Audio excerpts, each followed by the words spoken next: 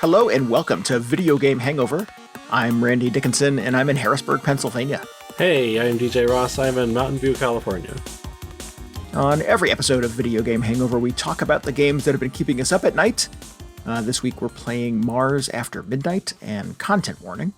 Plus we've got updates from Final Fantasy IX and Dragon's Dogma II. Yes. I was hoping I could join in this week, but I played Mars Before Midnight by mistake. Oh, Mars.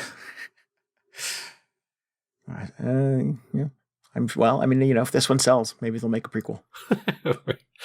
Then they're just out of options. They really painted themselves into a corner. Mars Before Breakfast. Or how about Mars at exactly midnight? Right. Or you got to go to a different planet. It's Jupiter. Oh, yeah. Yeah. Oh, there you go. Okay. Yeah. Okay. Nice. You really saved their bacon or whatever they say. Yeah. Got a whole solar system to work with now. They should be good. Right. I'm gonna go buy the URL codes for all of these now, just so. Lucas Pope has to make me a ridiculous offer somewhere down the line if he wants to make a Jupiter game. He's just so committed in his head. He's like, this game does well. I'm gonna make Jupiter After Midnight. It's all I've ever wanted to do with my gaming development career. And then, lo and behold, some squatter is on the domain name. Yeah.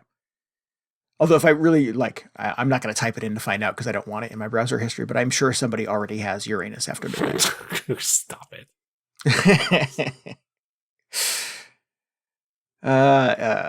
So we're back, guys. It's been a while.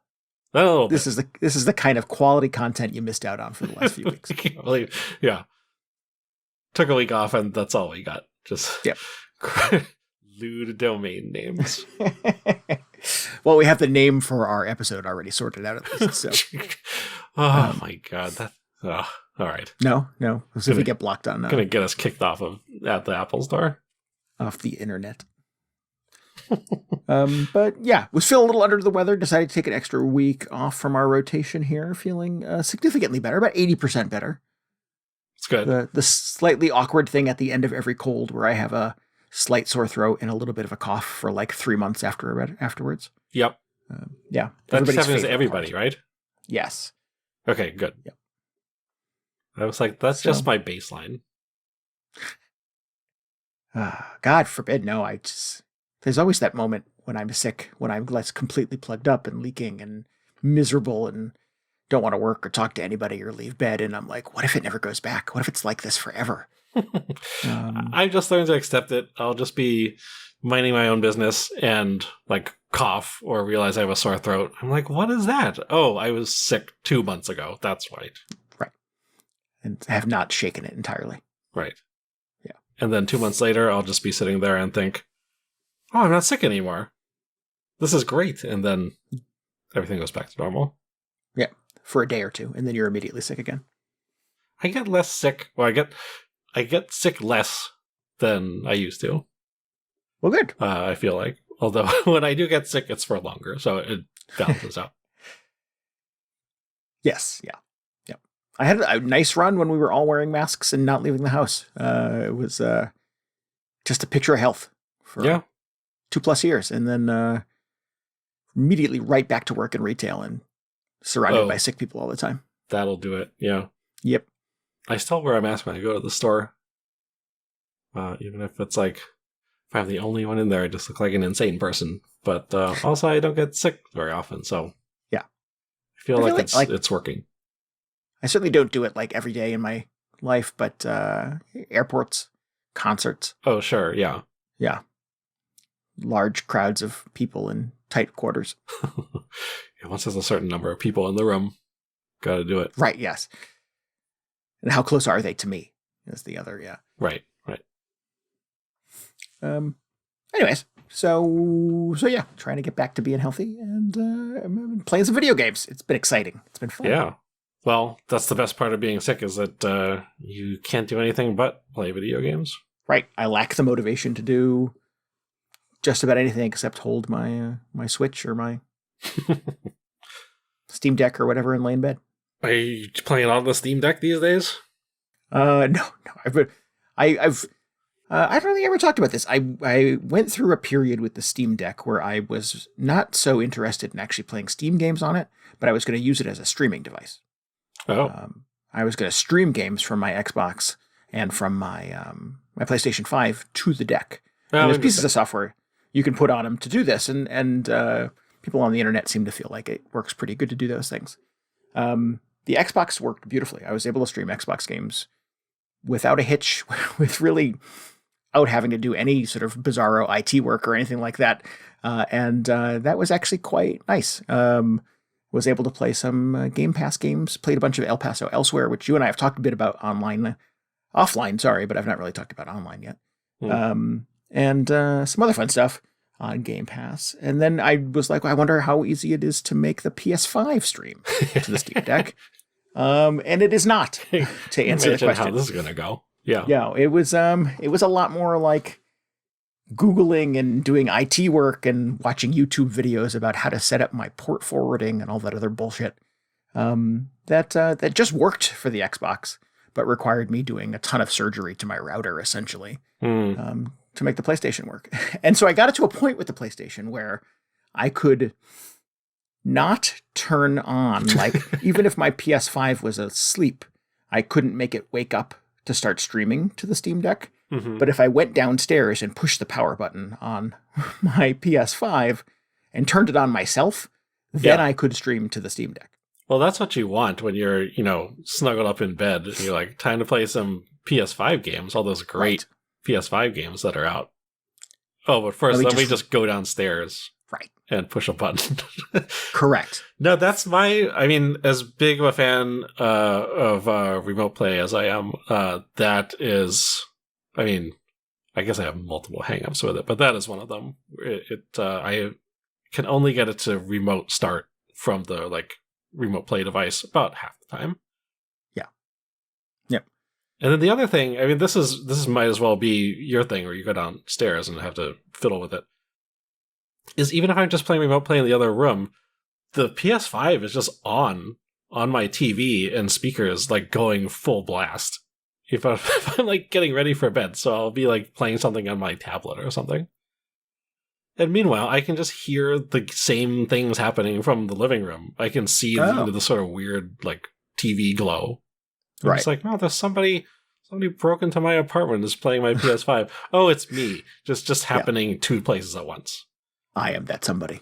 Yes. We have a shared, between Sarah and I, our shared main living room TV is the one that my PS5 is hooked up to. So it was a good solution for her to be watching something else on that TV while I was streaming from the PS5. And it didn't have to require the PlayStation coming out of the main speakers because it was just whatever show she was watching. Yeah.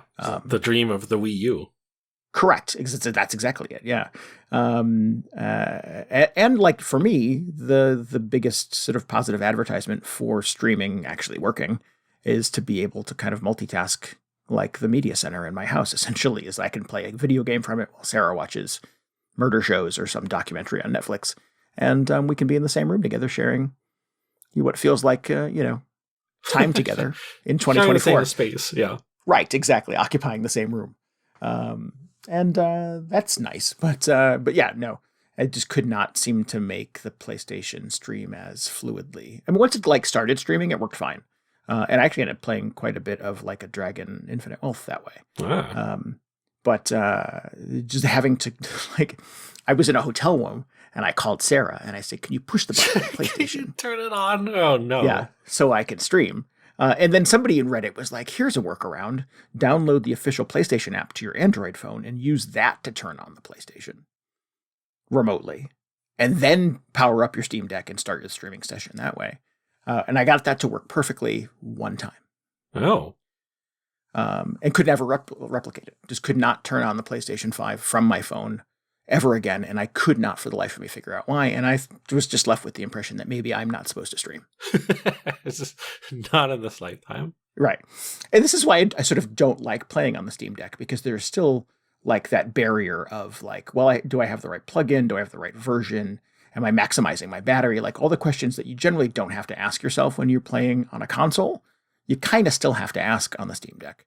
And streaming is very much still that way too. It still does require an advanced degree in information technology to be able to pull some of it off. And I don't want to be that kind of gamer. I think that's very frustrating. Right. But when it works, it's pretty good. I mean, it is very cool because, I mean, I played hours of Infinite Wealth that I would not have otherwise been able to play. Yeah. If I couldn't get this thing to work. So yeah, there's like, I'm a customer for it. Like, I'm here for it. Make it work. It's just, I don't want to have to like do all the things that I'm talking about to be able to achieve it. Yeah. No, it's tough. It's tough when stuff requires that much sort of like upfront effort. Like, I talk about my little Odin thing every once in a while.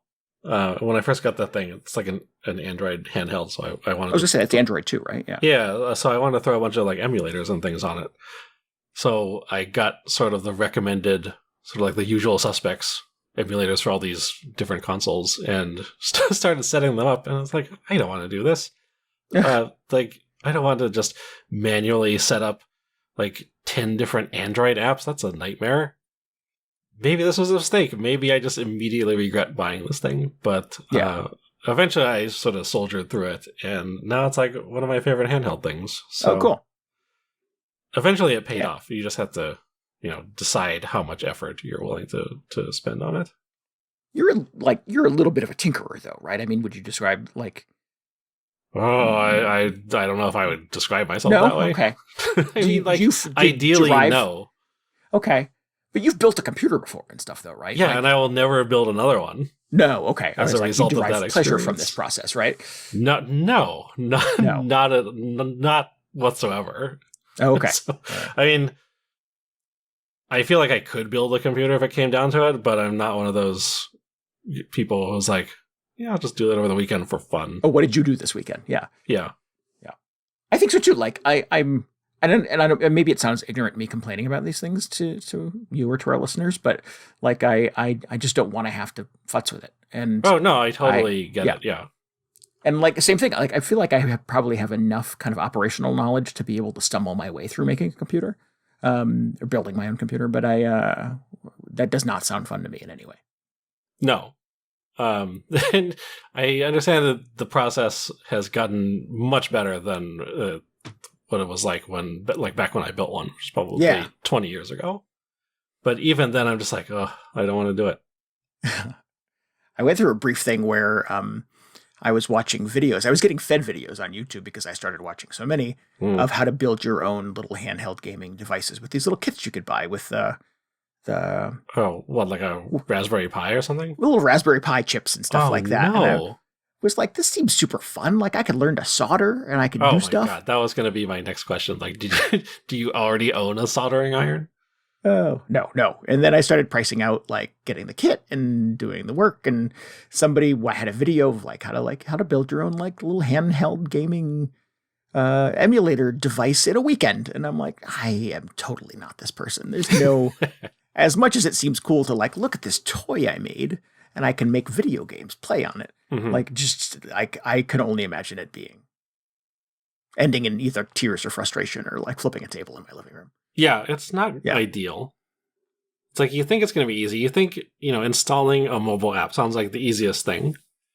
But once you get into all these weird sort of like specialty emulator apps and they all have these custom settings and you realize like, oh, there's not really any documentation for anything. The only way to find stuff out about how to do this correctly is to just Google Reddit threads from 2 or 3 years ago.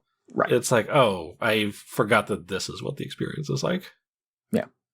I hope it hasn't been updated 6 times since that Reddit thread 3 years ago. It doesn't look anything like, Yeah. Oh, no, it has been. So good luck with that.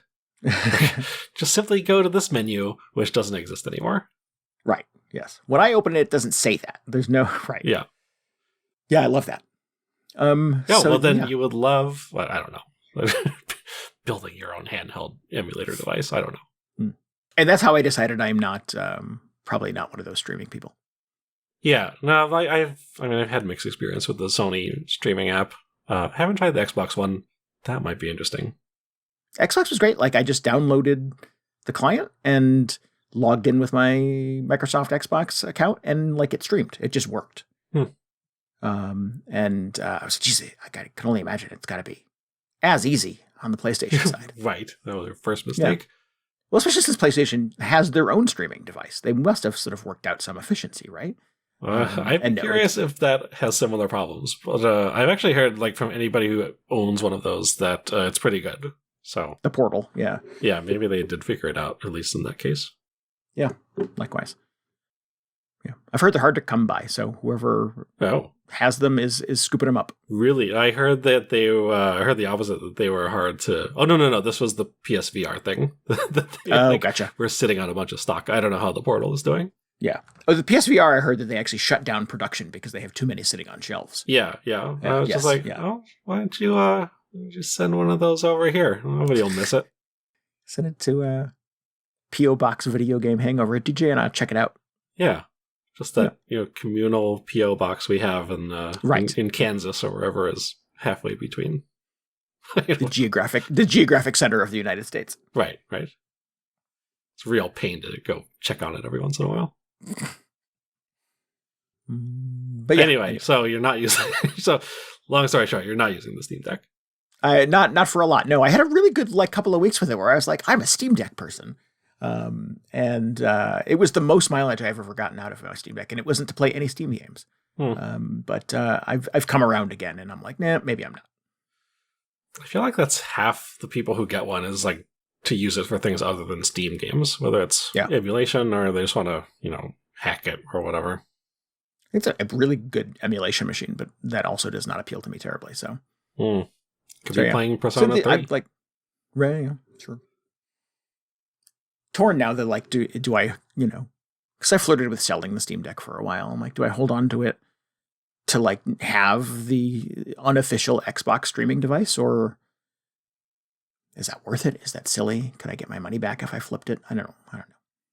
I got a lot of toys hanging around my house, DJ. Yeah. Well, maybe if you just magically got that PlayStation streaming thing to work, it would be worthwhile. I mean, at least the Xbox one works. Yeah, and then I would have one device that I can stream from both of my other devices.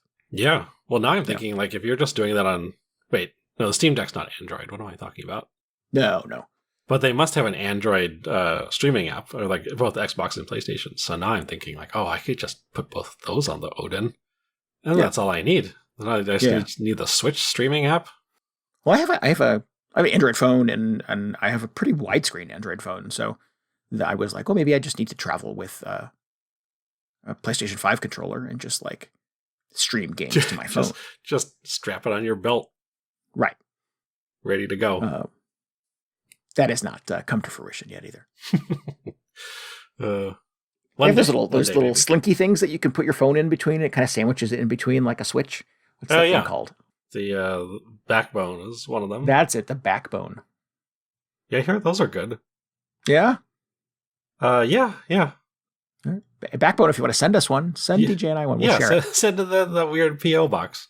Send it to P.O. Box Video Game Hangover. That's all you need to put on the envelope. They'll know where it's supposed to go. It's like a letter to Santa Claus. You just write North Pole on it. It gets to the right place. P.O. Box Video Game Hangover. Care of Santa Claus. I don't know. Lebanon, Kansas is the place I was trying to think of. That's the geographic center of the United States. Okay, well, I know, because that's what it says when I go to check the P.O. Box. Okay. Well, good. You're, as always, DJ, one step ahead of me. We should talk about our podcast. We're going to stream Back on Track, trying to sort of alternate. What's going on? Here we go. Recorded shows with a night of fun streaming. The last game that we played, we're going to talk about it this week, was Content Warning, and we are going to revisit that. We're hoping to get DJ and I played it together, but it's a 4-person co-op, up to 4 people. So we're going to try to get a couple more folks from our community to round out the team with us, and all 4 of us will descend into the old world and hopefully not get eaten by monsters, but probably will. Historically or statistically, we will probably be eaten. Correct. Yeah, the odds are not on our side. So that'll be Monday, April 29th at 10 p.m. Eastern Time. Just go to twitch.tv/VGHangover and tune in. Yeah. Hopefully see you there. Even if you're not playing with us, I feel like it was a pretty fun stream. A lot of wacky stuff happened. Yes. That is a very wacky game. We should start with that. You want to start with that? It is, yeah. So I was 50-50 on whether you even enjoyed that at all. Oh, really? Yeah. Did I not have the vibe of someone who was having fun? Well, I couldn't tell. I was like split on either you're just being like the guy on the stream who's like meh, or you like legitimately weren't into it. And I thought maybe that was because actually I don't know. We didn't really have any technical difficulties. No, it worked. Yeah, so I don't know. I was just making assumptions, I guess. Just assume Randy doesn't like it until he says he does. Yeah. Yeah.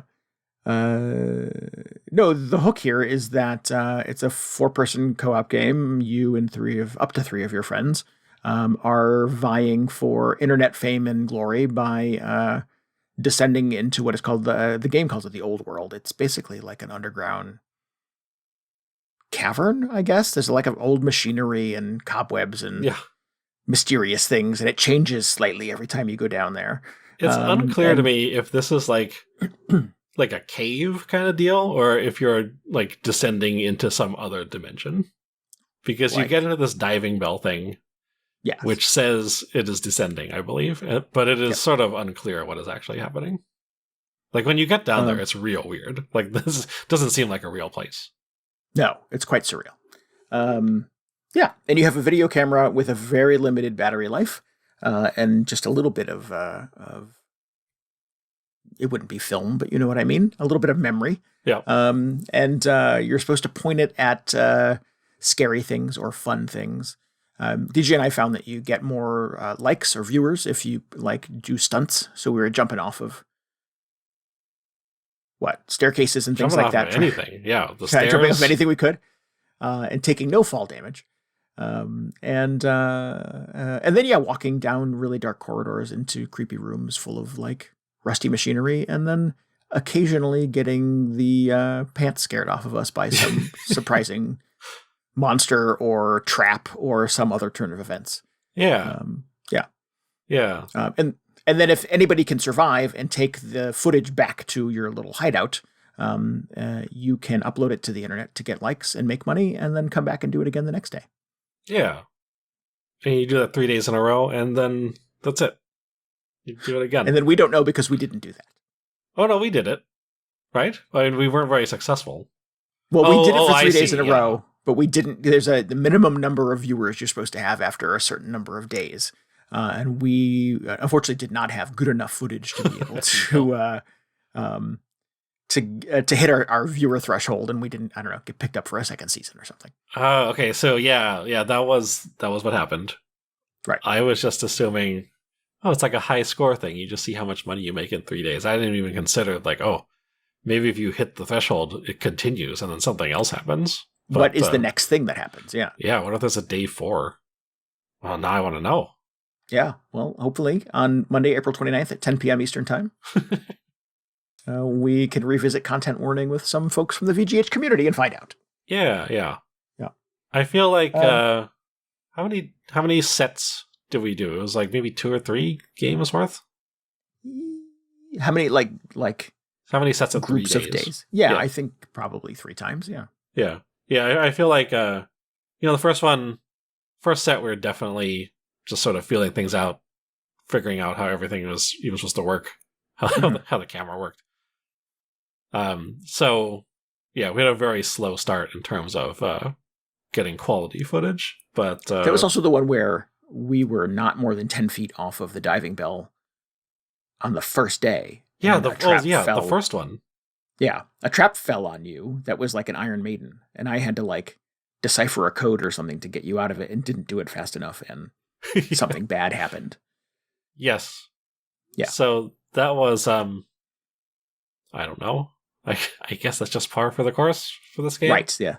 This is a thing that happens. I mean, that's one of the things that I really liked about this is just no expectations. Anything could happen on there. Mm-hmm. In fact, so the way I found out about this is it was advertised on, I saw it on social media, posted by Grace Brooksner, who did what was that game? Frog Detective. Oh yeah. And she's like, check out this game. I think her partner worked on it. It's they made it. The group was called Landfall, I believe. And I'm not super familiar with the rest of their catalog, but a lot of it is just very silly looking stuff.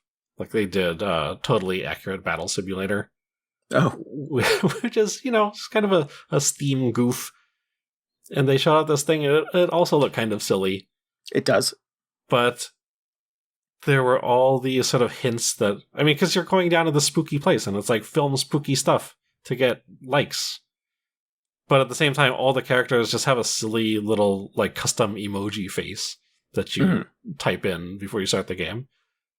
So I was just thinking, like, okay, so is this actually scary? Is it just going to be a silly take on, Lethal Company? Is the closest comparison, because that game looks too terrifying for me. But maybe I would play a silly version of that. So I went into it not even knowing for sure whether it is scary or not, or even what happens when you're in the old world. So yeah, stepping out of the diving bell and immediately getting thrown into a little trap. It was just like, okay, does this happen every time? Who knows? I guess that's something we'll learn as we continue playing this. Yes, that was the question the second time we walked off the diving bell, where you and I were looking to the sky. Yes, where is it? To make sure that we were not stepping on whatever the secret platform was to make the trap happen again. So, yeah. And the cool thing is that, for every time that DJ and I played it, it sort of started us in a different spot, in a different part of the cavern, with different kind of obstacles around us. And it seemed like kind of different programming about where the monsters show up and things like that. So yeah, we definitely encountered a fair amount of variety in a short period of time. Yeah. I don't know how, if it's fully procedural or whatever. It seemed like it was maybe different sections of the same map. But yeah, each run went very differently than all the previous runs. Yeah, it certainly kept it surprising. Well, I did manage to get stuck in that trap one more time.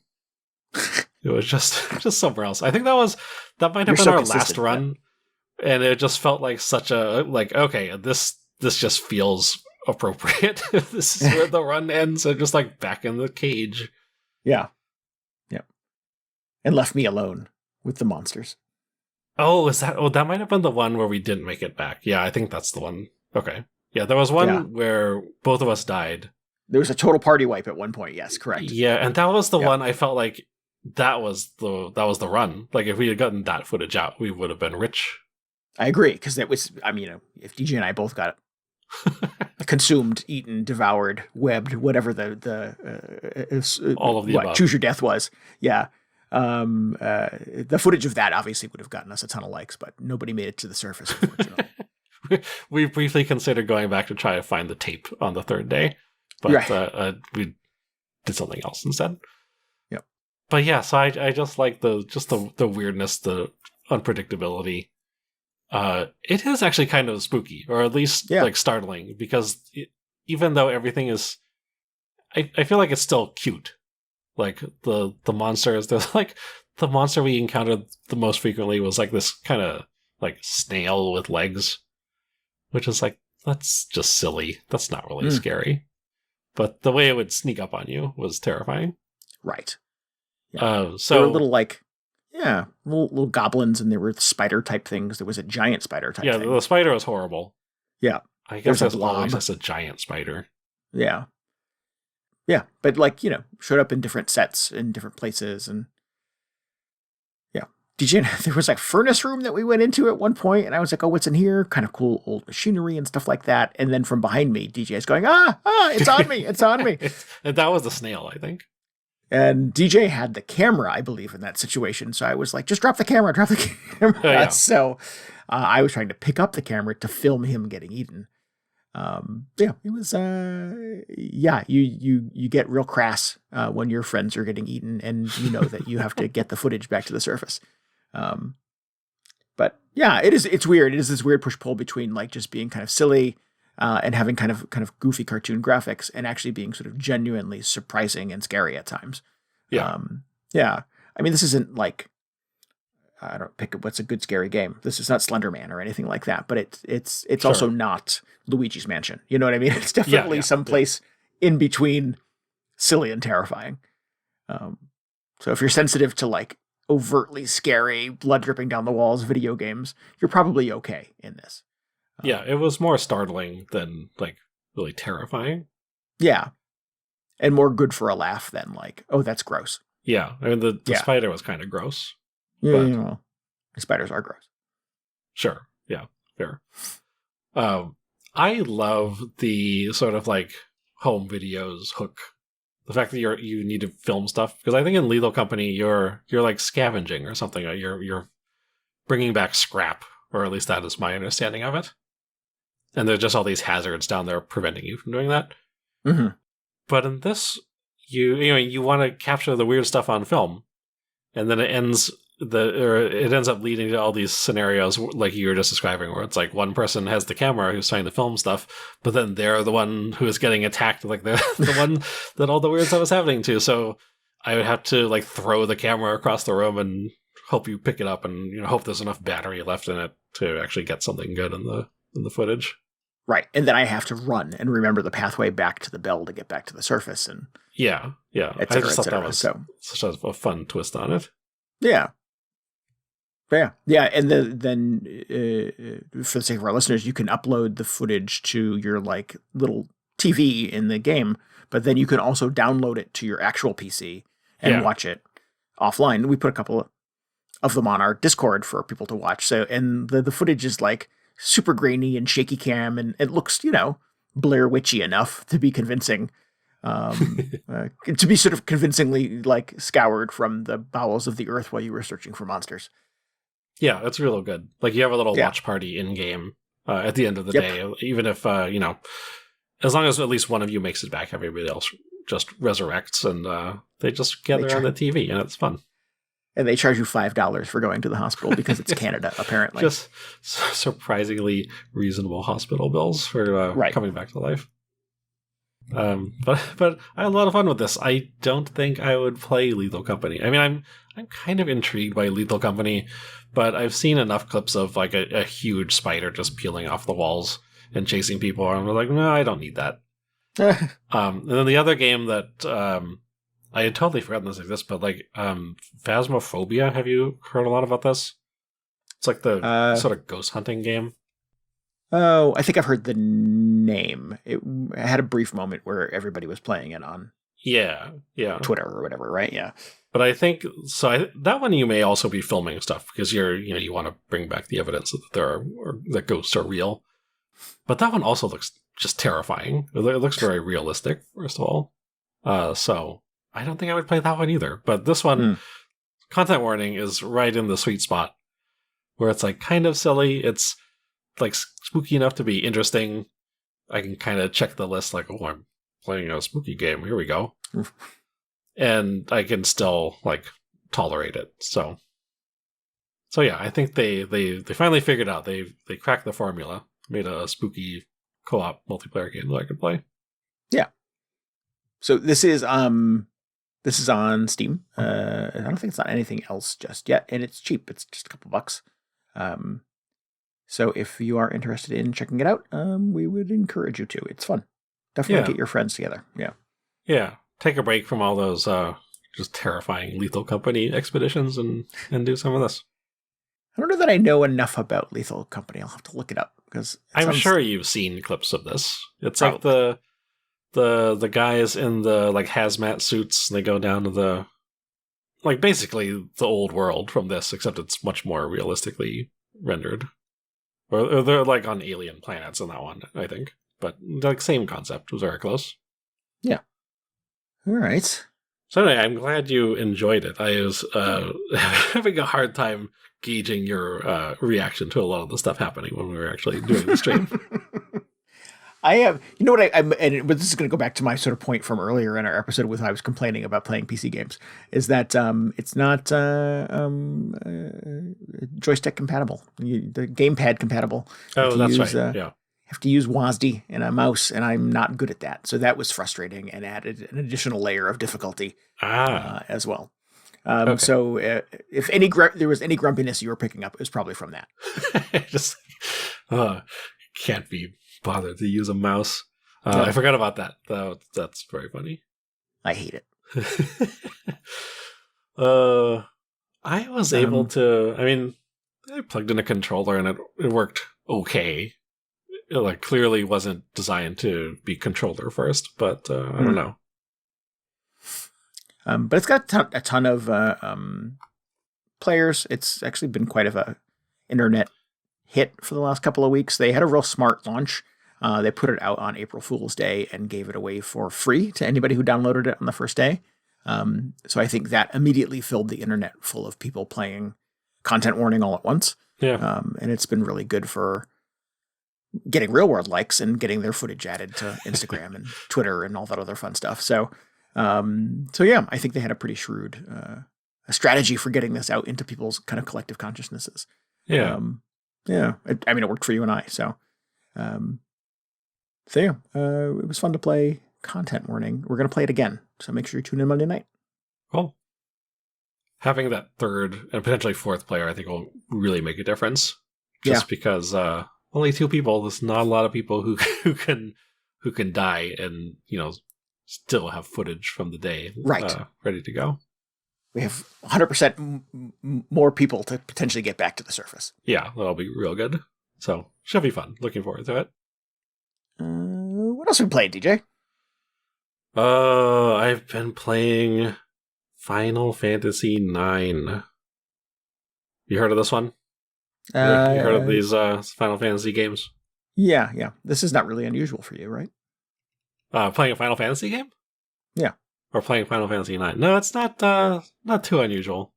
Is it 9 the MMO that you play all the time? No, that's 14. Come on. I'm off by 5. Excuse me, I apologize. It's related to 14 because there's this new expansion coming out in a couple months, in less than a couple months at this point. And along the way, sort of leading up to it, they've sort of hinted that there's going to be a bunch of references back to Final Fantasy IX in this one, potentially. They like to do this with whenever there's an expansion, they'll be like, oh, this one's going to have stuff from 4 or whatever. Just kind of like fun references. So I was like, okay, that's cool. I don't really remember anything about Final Fantasy IX. I mean, I remember really enjoying it back in the day when it came out. I think it was in 2000 on the PlayStation 1. But at this point, people were like posting on Reddit like, oh, did you see this thing? This is obviously a reference to this thing from Final Fantasy IX. And I was like, I don't remember what you're talking about. So this is something that is very characteristic, I think. I was just like, okay, well, I want the context for all these references. I'm just going to play that entire game again. Oh, so this is how you got back to 9, is you knew the new expansion was going to reference it in some way, so you wanted to remind yourself. Yes, this is just where my diseased brain has gone, where I'm like, okay. Got it. Don't have to play the entire series from scratch, but maybe just this one, just so I can get caught up and understand what's going on. Right. So I've been playing it, and I like another reason I've kind of had my eye on this is that I feel like the sentiment about this game has become very mixed over time since the game came out, because there are a lot of people who I feel like this was one of their like very first Final Fantasy games. Maybe they got into the series with 7 because that was like where a lot of people got into it. This one just seemed to come out at that time when I think a lot of like current gamers were getting into video games in general. So I feel like it's just a formative game for a lot of people. And it's just like, because of that reason, it's their favorite of all time. Mm-hmm. But a lot of the stuff that I see from the more like sort of the older, more veteran crowd is like, oh, this is absolutely the worst one. Oh. Like, why would you play this one? And I don't remember. I remember being kind of lukewarm on it when it came out. Like, I remember enjoying it, but at the same time, I was thinking, like, there's something different about this one. There's something, like, weirdly, like, it's just not hitting the same way as the previous ones did. And I'm trying to figure out where to actually place this. Like, oh, was it actually terrible the entire time? I don't know. Let's find out. Let's just spend 30 hours playing potentially an awful Final Fantasy game. For science. For science, yes. So it's a little bit for science. But that is just, maybe if the game is bad, I will still enjoy the entire process because it's just, sort of a history lesson at this point. And have you has it been 24 years since you last played this? I mean, this is not a recent game. Yeah. I have not played this since the original release. Oh wow. So it's been a while. I have been playing it over the last few weeks, and I'm like, I don't know if I'm loving it anymore.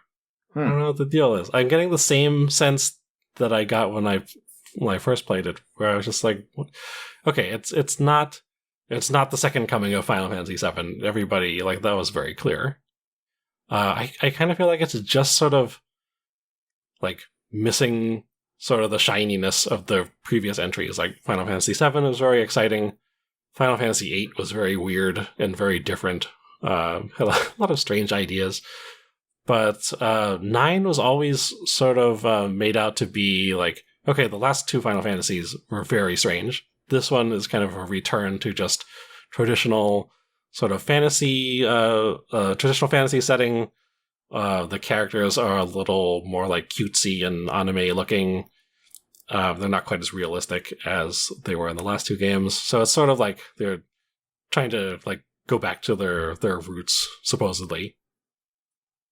And I don't know, I guess that worked for a lot of people, but in some ways, to me, it just feels like less sort of ambitious or interesting than the previous ones. It just feels very sort of generic. Like, it's fine. It's sort of like maybe a B- storyline, just characters like doing fun things, going on a fun adventure, but it's not like, doesn't feel especially groundbreaking. Right. And is this different from what you remember your impression of it being 24 years ago? I don't know. I think like 24 years ago, I was just much more excited that there was a new Final Fantasy out. It's a new Final Fantasy, right? Yeah. Yeah, and then you weren't so much in the is this one of the good ones or not? Right.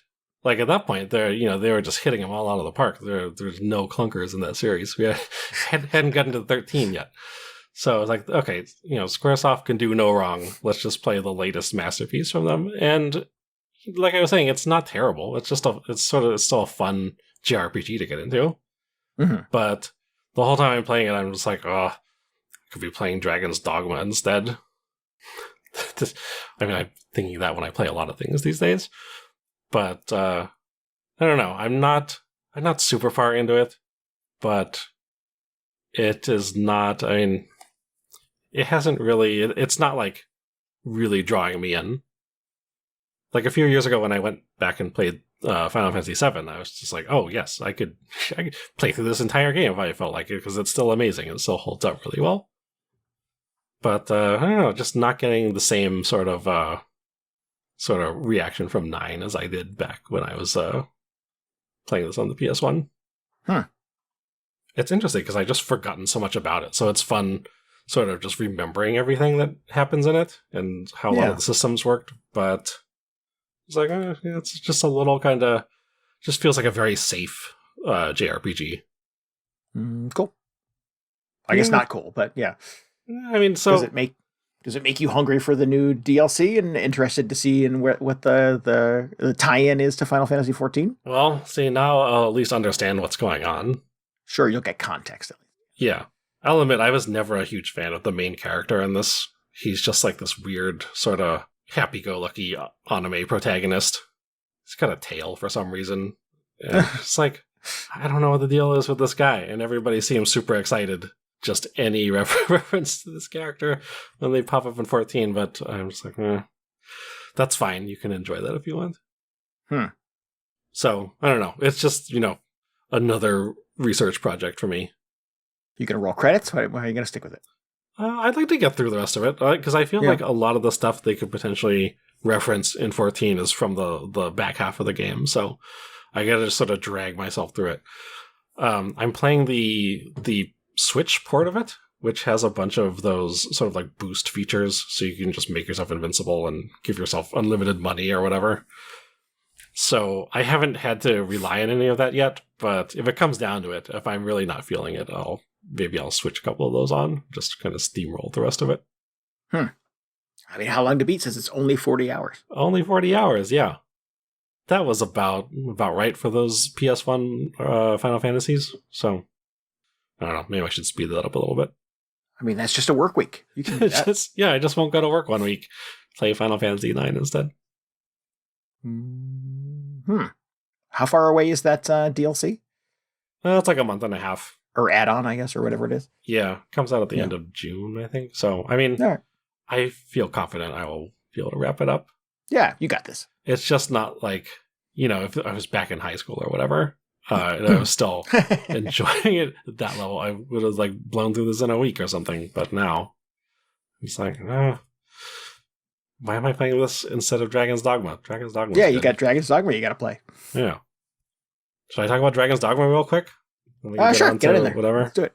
Yeah. I feel like this is we talked a bit about this before, right? Yeah. And I'm still playing it, is the thing. I'm still playing a lot of it, except when I have to tear myself away to play Final Fantasy IX. I feel like this is what it must be like when other people talk about how much they enjoy Skyrim. Because it's just... I've just been, like, largely avoiding the main quest line and just sort of getting lost and finding caves or whatever, just going on hikes. Isn't that what people do in Skyrim? They just do the side quests and all that stuff? They just sort of invent their own activities? Yeah, I think so. I mean, I think so, yeah. That sounds about right to me. That's everything I've seen about Skyrim, having not played it myself, is more or less that. I couldn't even tell you what the main plot in Skyrim is. I think there's a big dragon. Oh, there's a big dragon in this too. Maybe it is just Skyrim, except they called it something else. But everybody's just like, oh yeah, how many cheese wheels can I fit into this house that I bought? And that's more or less something you can do in Dragon's Dogma. It's just like, I forget if I compared it to Breath of the Wild the last time I talked about it, but it feels like that to me, where you're just sort of put on this map, and yeah, there's a quest you can do, but you can also just wander around aimlessly. Except the difference in this is that I really enjoy the stuff that you do when you run into something. Like, whenever I run into an enemy in Breath of the Wild or Tears of the Kingdom, more recently, I just been like, oh man, I really don't like the combat in this. But, like, the combat in Dragon's Dogma is great. Like, the exploring the caves in Dragon's Dogma is terrific. So everything that happens is just very exciting. And there's just always, it feels like there's something around every corner. So it's just occupying a lot of my time. And you feel like why this is an improvement over like a Breath of the Wild situation is just you like the combat better, you like the monsters better, all of these things have come together in some way that is more satisfying? Well, the combat is so much more satisfying. And I still really enjoy just the exploration in Breath of the Wild. And sort of just the promise that there's going to be some weird thing every 5 minutes that you run across. But a lot of that is, like I was saying, I don't like the monster camps. I generally don't like the combat in either Breath of the Wild or Tears of the Kingdom. What else do you do in those games? That's like, I feel like it's just a lot of errands. But also something that might help is that just everything you can do in Dragon's Dogma is still very, like, new to me. I don't really understand the full scope of everything. So if I come across some weird side quest, it's usually not something... I mean, a lot of times it is just like, take this NPC to the way marker on the map, and then they'll give you a reward, but then there's like some other weird stuff. Like, what happened the last time? Oh, I was escorting a caravan, and like halfway to the destination, we got jumped by this bandit who's like, actually, I'm escorting the caravan. Let's kill these guys, because they're going to set you up. And I was like, oh. And it gave me the choice to, I had to pick a side. And I was like, I don't know what's going to happen now. Is this going to completely change the entire outcome of the plot? And I just sort of like, didn't look up a guide or anything. I just like went with it. And I picked the side. That was very interesting. Oh. But yeah, I think it helps just not really understanding what type of game this is. Or just like having an idea of how the plot could develop or branch out. Just makes it very unknown. So just sort of damn the consequences and chose to align yourself with someone. Yeah. There was this other case where like this guy showed up who's clearly sort of like an antagonist in the main storyline. And like he shows up and he yells at you for a while, and he's like, "Oh, you're gonna be in big trouble with the queen or whatever." And then he just sort of like leaves the village, and you can see him walking away. And one of the things you can do in this game is you can just pick up anything, because it's just like a lot of the stuff in the game is just physics enabled, which is also really interesting. But I was watching this guy leave the village, and he's walking along sort of this cliffside path along the sea, and I realized, like, I could just pick this guy up and throw him off the cliff. And what would that do? Like, would I just, like, lock myself out of the rest of the campaign if that happened? Like, because I really would like to just murder this guy, because he's terrible. But he's going to tell the queen. Yeah, well, I mean, not if he's at the bottom of this ravine. And so in that case, I sort of backed off, and I was like, well, it seems like it could also be potentially sabotaging myself, because I know you can actually kill, like, plot critical NPCs in this, and then it turns into a whole hassle. But I just liked the opportunity was there, and I feel like it would have let me if I had actually wanted to do that. Oh, that's interesting. Yeah. So, I don't know, it's just like, pretty much any time I sit down with this, like, just something weird and unexpected like that happens. And it's good. It's so exciting. All the jobs are really cool. I enjoy... I was not expecting to enjoy most of the different jobs. There's, like, mage and thief and archer, and I was sort of gravitating towards just playing one of the characters that uses sword and shield, but just for the sake of mixing it up a little bit, I decided to swap around a bit. And actually, they're all really good. They're all really interesting. And they're all sort of like meaningfully different. They're not just like, oh, if you switch to a spellcaster, you're just casting spells to do damage instead of swinging a sword. It just like plays very differently. It feels like all the weapons in Monster Hunter, for the most part, play very differently than from each other. Which is cool, because like maybe one of them resonates with you more than the other one. You can just play as that class the entire game, or if you do want to switch it up, you're doing more than just, trading one, skill set for the other. You actually have to approach combat differently than you would with a different job, which I like. Yeah. So yeah, there's just like, I feel like there's just so much to do. There's, the world is huge. A lot of caves in it. I just like switching up my job every once in a while just to, maybe one feels better for one situation over another. It's good. Huh. Yeah, I don't know. I think there's like, at some point, like all of these fantasy games start to look the same to me, and I don't quite understand what like the defining characteristics of them are. Like, I know that people love games like Dragon's Dogma 2 or Skyrim, and I look at them and just sort of glass over, because it's just another like elves and dragons and a bow and arrow and like all of the trappings of every other fantasy game that has ever come before. Yeah. That was also sort of what I thought about Dragon's Dogma just going into it, because like I said last time, it's like aesthetically it's very bland. Yeah. It's very generic anyway. But there are just like weird sort of like sparks of personality that they've added to it that I think like they definitely help distinguish it from what I thought it was going to be. Well, like there's the pawn system. A lot of the times after an encounter, your pawns will just like high five you in a way that seems like incredibly anachronistic. You're like, do you think the knights were just like, yeah, we killed that orc or whatever, and they just like hold like they're like, don't leave me hanging. They just got their hands sticking out. I'm like, I don't know about that, but down low, bro. It just feels very silly and sort of like. The first time I saw it, I thought it was silly, but now I'm into it. I'm just like, yeah, we killed that thing. Yeah, let's all high-five each other for a while. High fives, everyone. Exactly. The latest thing, this is the last thing, but there are like these lizard enemies. And there's these lizard enemies, they have very sort of like thick, scaly hides, and they're actually just annoying to fight.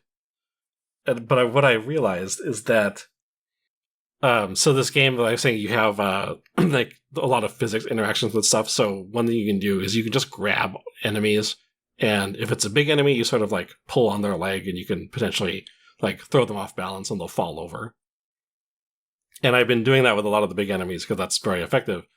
And I just decided I didn't decide really. It was just sort of like a reaction at that point. So I went up to one of these lizards and press the grab button. Just like I wasn't even thinking, because they're not big enough for you to like grab onto and pull over. And what your character ends up doing if you grab a lizard is you just pick it up and you sling it over your shoulder. I don't know, like a stack of flour or something, or whatever you sling over your shoulder. And then you just throw the lizard. Like I was going to throw that guy off the cliff. And then I realized you throw the lizard and it flops over onto its back, and then you just stab it in the belly. It's very, very effective. So now I'm like, okay, well, this is just a ridiculous thing that I do now. I'm going to find all these lizards. I'm going to throw them. So I've been doing that for, I don't know, however long. And the most recent group I ran into, I was, just doing my thing and throwing lizards around. And I turn around and I see my pawn, which is like the AI controlled partner character that follows you around. Mm-hmm. And she has also picked up a lizard and is like throwing it on the ground. I was like, wait a minute. Did I teach her how to do that? Did she just learn how to do that from just because I've been doing it all the time? Like, it doesn't even make sense that she would do it, because she can just like throw a fireball at them or whatever, and that's fine. But it's something that I've heard about the pawn system in this game is that like people are such huge fans of it because of like just the weird things that the pawns like learn how to do and react to. And I thought it was delightful. It's like, oh my God, they're learning. They saw me do this thing and now they're just copying my behavior. It's so good. Uh-oh. AFI has gone too far. Or AI has gone too far. Yeah. The AFI is a different thing. Yeah, it's like, But, so it's still just like, surprising stuff like that happens almost every session. It's just incredible. Now it's made me very self-conscious. I'm like, oh, I gotta watch what I do on these pods. Yeah. They're gonna like pick up all my bad habits. It's like having kids around. They're gonna start using your foul language. Yeah, exactly. But man, what a delightful game. Kind of wish I was playing it right now. Okay. But no, I want to hear about Mars After Midnight. Do we have time for Mars After Midnight? Yeah. What's the class clock? Yeah, no, I think we're good. We're good. We could do this. You want to take an ad break?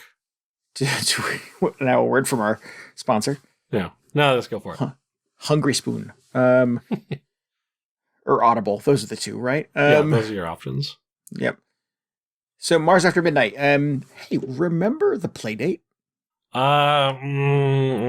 Yes, I do remember it. Yeah. For the sake of our listeners, tiny little yellow gaming device with a crank on the side of it. That's probably how you know what it is. Those are the two things, I think, yellow and crank. Crank, yep. Little black and white screen. It's got a D-pad and 2 buttons on it, and it's a delight. They did, upon release, they had a season of games. They served you a couple of games every month for, I think, 10 months, 11 months.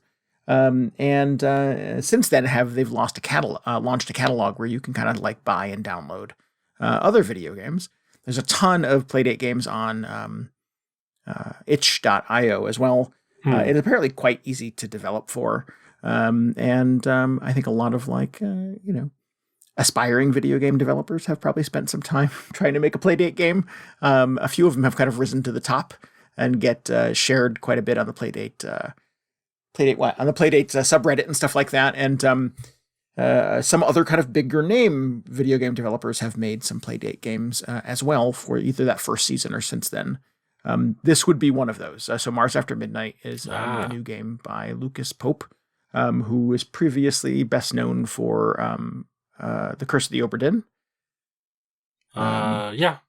Is that what the game is called? The Curse of the Obra Dinn? The Return of the Obra Dinn. The Return of the Obra Dinn. And Papers, Please. The Curse is the directed DVD sequel. Correct. It's the sequel. It's the Die Harder of Obra Dinn games. Yeah. But yeah, and then Papers, Please was the big one. Papers, Please is definitely the big one. Yeah. So the Lucas Pope has said that he kind of wanted to make a game that his kids could play. Apparently those are the yeah. The first two would be tough. A little too dense.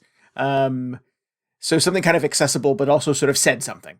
That wasn't just sort of mindless entertainment. So we end up with Mars After Midnight, which is this really kind of unique proposition in that you are an alien on a Martian colony who hosts late night therapy sessions for other aliens and Martians who are struggling with things. And you basically every night you decide what the topic of the evening is going to be. Tonight we're going to work on Cyclops who are experiencing anger management classes and are angry. So you have to decide who to let in to therapy. So you have a little door flap, which is controlled by the crank on the Playdate, and you crank the little flap open, and you can use the D-pad to kind of look up and down and sort of assess the person on the other side of the door and decide if you're going to let them in or not. So the Cyclops ones are easy. If they have one eyeball, you let them in. It gets a little harder further on to determine if the person you're letting in should be fits the topic of the evening. If they're like going to be the right person to attend therapy that evening.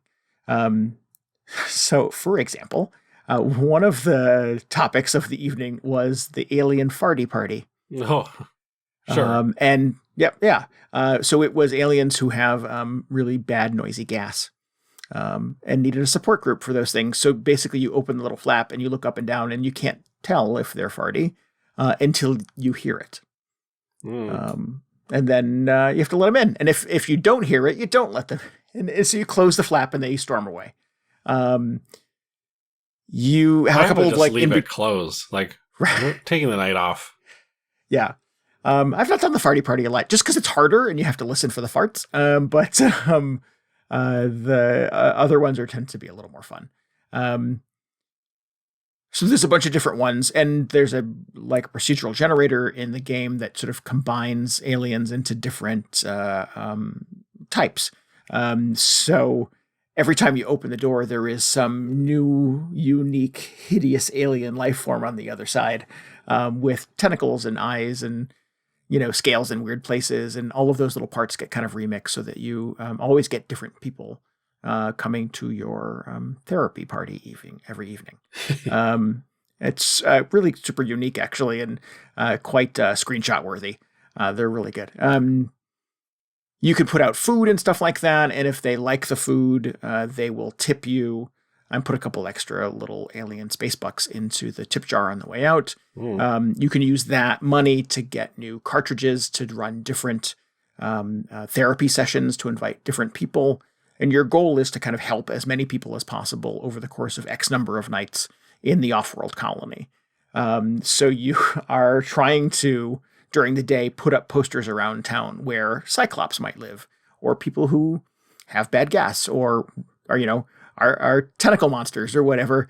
So you put up posters inviting them to come to therapy. You make sure you serve food that Cyclops like, and then hopefully you get a couple enough tips to be able to put up more posters, buy new cartridges, host different therapy sessions, lather, rinse, repeat night after night. Do you actually have to go around and put up posters, or you just decide what posters go up? It's a map. So you're looking at a map of different neighborhoods and where people live and stuff like that. And you have a budget. You can put up 10 posters for $10 or something like that. And you're trying to determine if you have enough money to, pay for the whole week. If I can only get through a couple of days and hopefully make enough money tomorrow to be able to do therapy on Wednesday, et cetera, et cetera. So you're doing a little budget balancing, but really just kind of picking locations off of a map where it tells you that Cyclops might live. All right.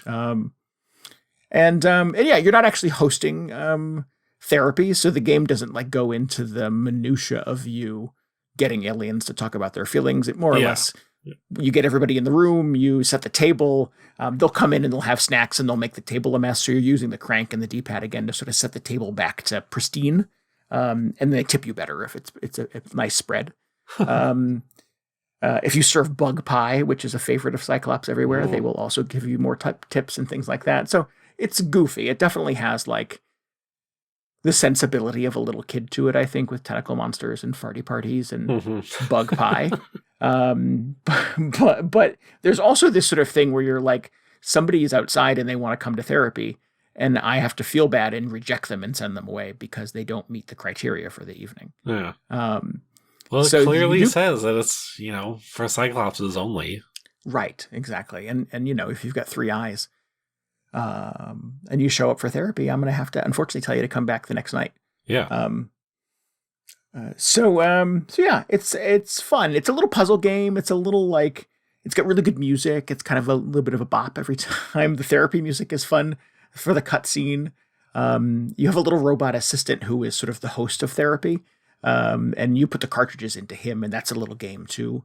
And there's a vendor that will come and sell you new cartridges if you've saved enough money. So you've got some fun little eccentric characters and fun little robots and stuff. And it's this kind of interesting thing about helping as many aliens as possible who are dealing with some, occasionally funny, but occasionally kind of sad things. And just trying to help as many people as possible on very limited resources. Yeah. What happens if you just run out of resources? You have to shut down your shop? You could operate for a couple of days. You can limp along. Like, you don't have to serve food. So if you don't have enough food, you can kind of limp along through a couple of nights without putting a spread out. And they will still tip you a couple bucks for just coming to therapy. So you can usually kind of like stock your coffers again. I got real lean at one point and I was like, oh no, what if I can't have food? You don't get as many people who come and they don't tip you. So it does make it harder to earn money, but they'll just give you 2 alien space bucks, whatever, for coming to therapy no matter what. Yeah, well, that's generous. Yeah, so you use one of the cartridges that you have in stock, and you rerun Cyclops anger management again. And, you could probably easily make $8 off of that. And that should be enough to do a spread the next night and put up some more posters and get yourself out of the hole. It doesn't break the game. It doesn't kick you out or anything like that, which is probably smart if you're trying to make a game for kids. Yeah. Or Randy. Well, I think it sounds very wholesome. So that's why I was wondering if there was even sort of like a game over state you could work your way into, or if they would just let you keep opening the shop indefinitely. Yeah, I've not failed it yet. I'm not trying to either. So I'm not sure that there is a fail state in it. It definitely seems to be kind of padded in such a way that it does allow you to continue playing even if you make bad choices. Nice. Well, that's good.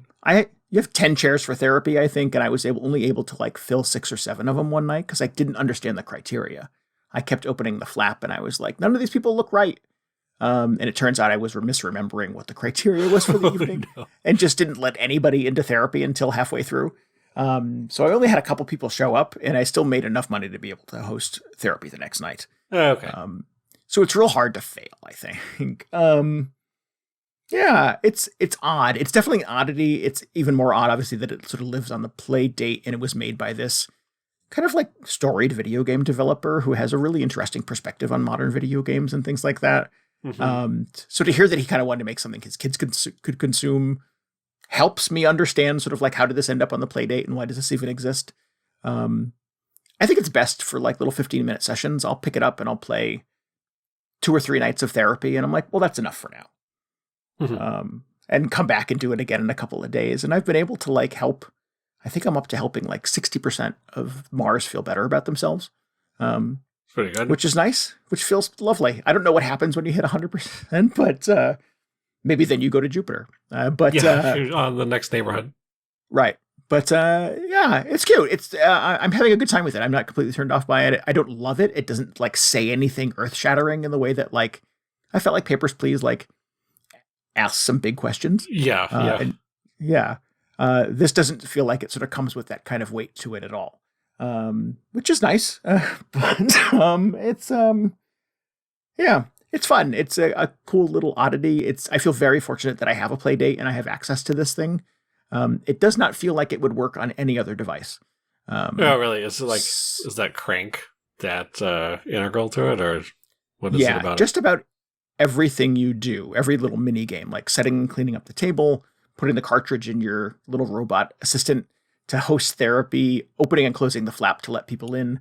I guess you could probably use touchscreen controls for that if you wanted to put it on a portable device or something like that, but it feels very specifically tuned to the crank. I got that USB crank accessory. Right. For my phone. Yeah. Yeah.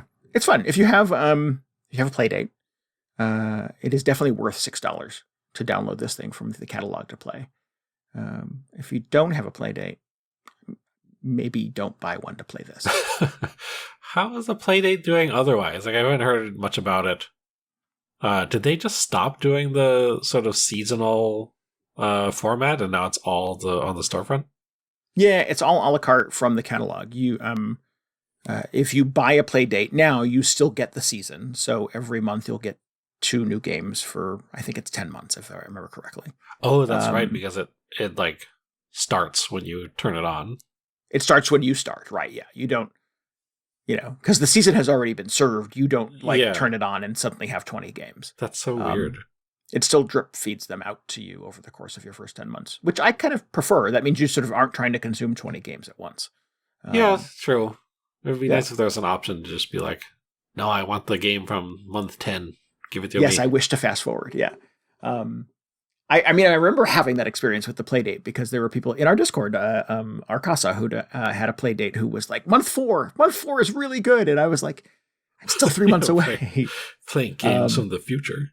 Right, exactly. So she was ahead of me on the curve, but eventually caught up and got to see what all the hubbub was about. But the catalog is great. There's tons of fun little games in there. I've downloaded 2 or 3 little other diversions, and they're all like $2, $3. They just had a Playdate catalog sale and did like half price games, 25% off games, and sold more games than they've ever sold in their entire run. They announced. Oh, good for them.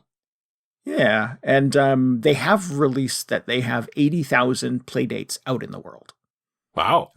Which is not, PlayStation 5 numbers, but is not a small number. So, again, it's this weird little video game toy that doesn't even have a backlit screen or stereo speakers.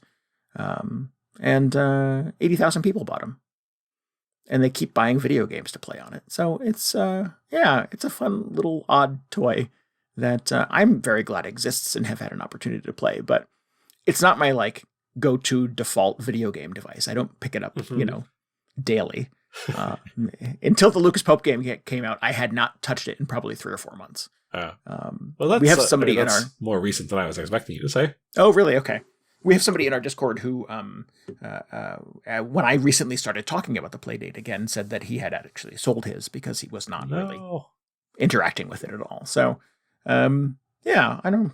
Is it worth getting? I'm not sure. It's probably not really what I'm here to review at this point. But if any of this oddity stuff sounds interesting to you, or if Mars After Midnight sounds particularly meaningful to you, the Playdate is a very cool toy, and you can just get one right now. You can order it and have it in like 2 days.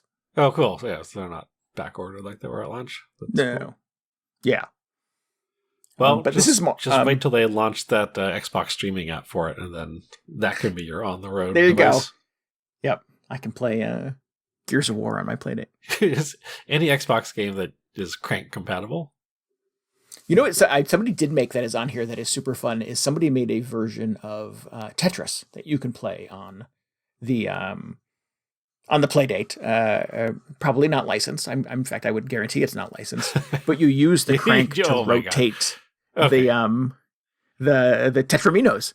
And I'm like, oh, this is a fun way of kind of interacting with this. So you're using the D-pad to move them left and right, and the crank to rotate them clockwise or counterclockwise. And I'm like, oh, that's brilliant. How come I didn't think of that? You know what they should do? I think somebody may have done this already, but they should just make it so it has a full 360 degrees of rotation. So just like all of your pieces are just like terrible angles and nothing fits together. What was that Tetris? Or you can put it on like easy mode. Right. What was the 3D Tetris game that was the sphere? It was trying to play Tetris on a sphere. Tetrasphere. Was that was called? Okay, so it's right there. I guess I should have figured that.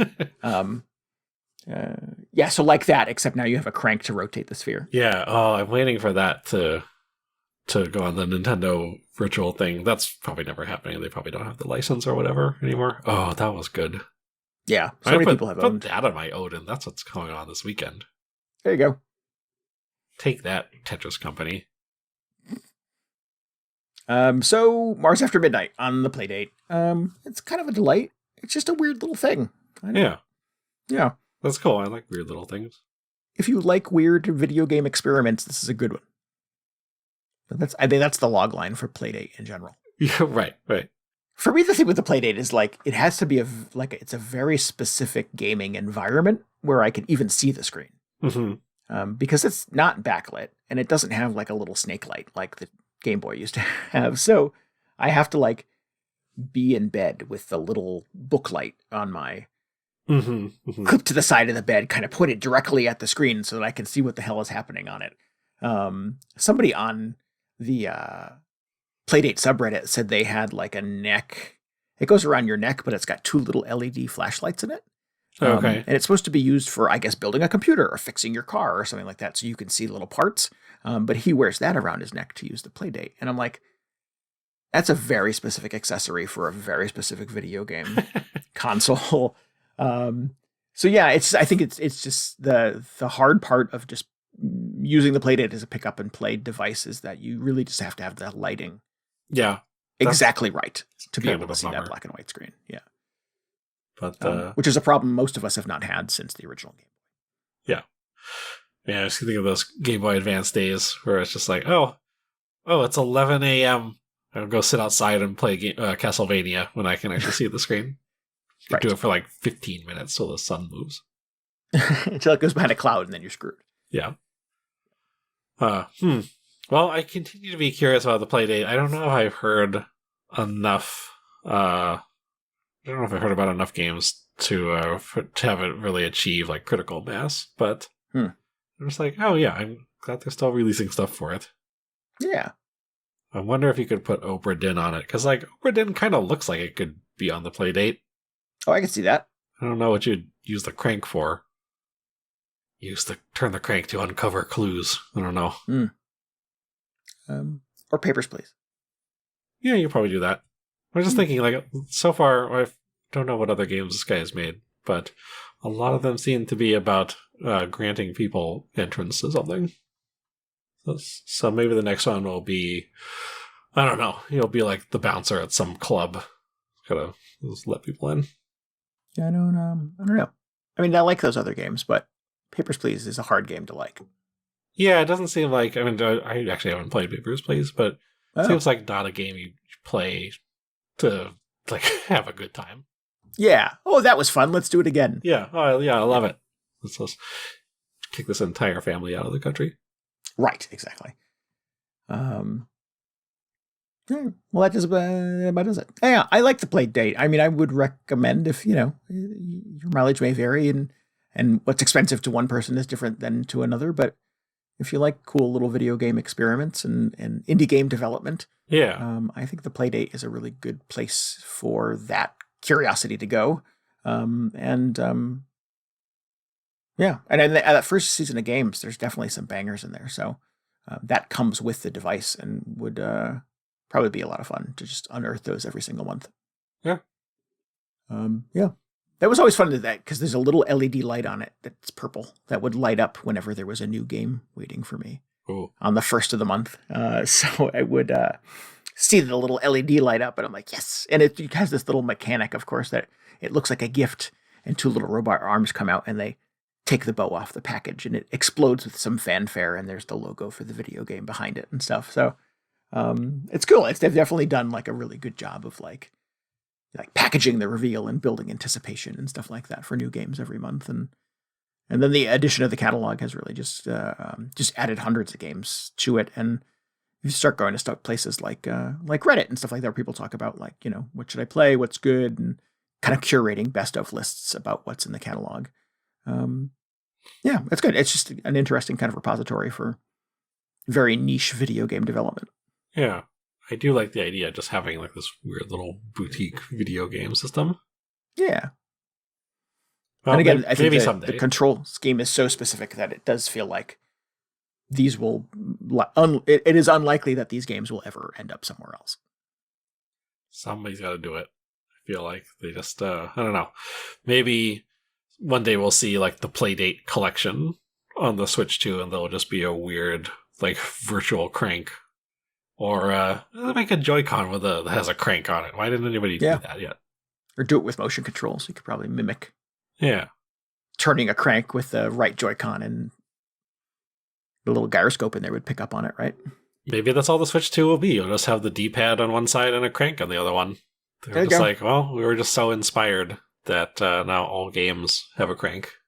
Everything is the Playdate now. That would be a weird alternate reality. I'm still waiting for them to like build a fishing pole attachment for the Switch that slides into the Joy-Con rail. And oh, yeah. Yep. Yeah, biggest missed opportunity with the Switch is just why don't we have weird Joy-Cons? A little bum they never put that out there. All right. Well, we should wrap this thing up, I think, right? We have to go play Dragon's Dogma. I do.